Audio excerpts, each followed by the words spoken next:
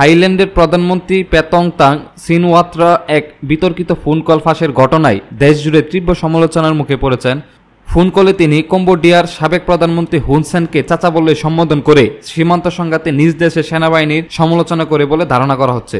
17 minute দীর্ঘ এই phone আলাপটি গত 15 জুন হয় এবং পরে তা প্রকাশ করে হুন সেন নিজেই। এতে প্রধানমন্ত্রী পেতংতাংকে বলতে শোনা যায় তিনি দেশীয় চাপের মুখে আছেন এবং কম্বোডিয়ার পক্ষকে বিপরীত পক্ষের কথায় কান না দিতে বলেন, যা থাই সেনাবাহিনীর একজন উত্তর পূর্বাঞ্চলীয় কমান্ডারকে ইঙ্গিত করেই বলা হয়েছে বলে ধারণা। এই ফোন আলাপ থাইল্যান্ডের ব্যাপক ক্ষোভের জন্ম দেয়। বিরোধীরা অভিযোগ করেন প্রধানমন্ত্রী জাতীয় স্বার্থকে হুমকি মুখে ফেলেছেন এবং হুন সেনের প্রতি অতিরিক্ত নমনীয় প্রদর্শন করেছেন। সরকার জোট ভাঙ্গনেও রাজনৈতিক চাপ এই ঘটনার প্রেক্ষিতে পেতংতানের নেতৃত্বাধীন পেউ থাই পার্টির জোটসঙ্গী বোমজাই থাই পার্টি সরকার থেকে সরে দাঁড়ায়, যার ফলে সরকারের সংখ্যাগরিষ্ঠতা বিপন্ন হয়ে পড়ে।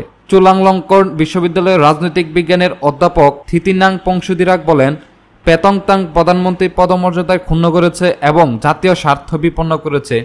এখন কেবল সময়ের ব্যাপার তিনি কবে পদত্যাগ করবেন।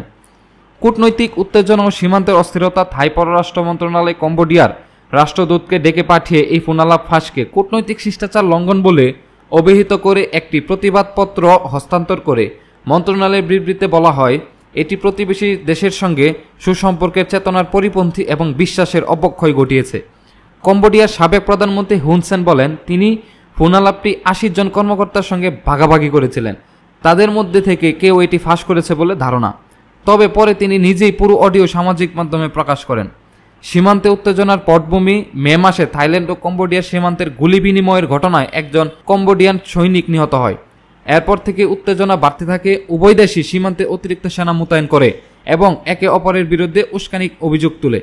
থাইল্যান্ড সীমান্ত পারাপারে নিষেধাজ্ঞা আরোপ করে এবং কম্বোডিয়া সীমান্ত শহরগুলোর জন্য বিদ্যুৎ ও ইন্টারনেট সরবরাহ বন্ধের হুমকি দেয়। এর জবাবে কম্বোডিয়া থাই ফলমূল আমদানি বন্ধ করে এবং থাই সিনেমা ও নাটক সম্প্রচারের নিষেধাজ্ঞা জারি করে। কম্বোডিয়া বিষয়টি নিয়ে আন্তর্জাতিক বিচার আদালতে আবেদন করলেও থাইল্যান্ড আদালতের এখতিয়ার স্বীকার করেনি। দেশটি দাবি করেছে সীমান্তের কিছু অঞ্চল এখনও সম্পূর্ণভাবে নির্ধারণ করা হয়নি, যার মধ্যে রয়েছে ঐতিহাসিক মন্দিরসমূহ। রাজনৈতিক থিয়েটার মন্তব্যে বিতর্ক। ফোনালাপ ফাঁস হওয়ার পর প্রধানমন্ত্রী পেতংতাং সাংবাদিক সম্মেলনে বলেন, তিনি উত্তেজনা প্রমোশনের কৌশল হিসেবে কথা বলেছিলেন এবং এটি ছিল একটি ব্যক্তিগত ফোনালাপ। তিনি বলেন, আমি বুঝতে পেরেছি এটি প্রকৃত কূটনীতি নয়, ছিল রাজনৈতিক থিয়েটার।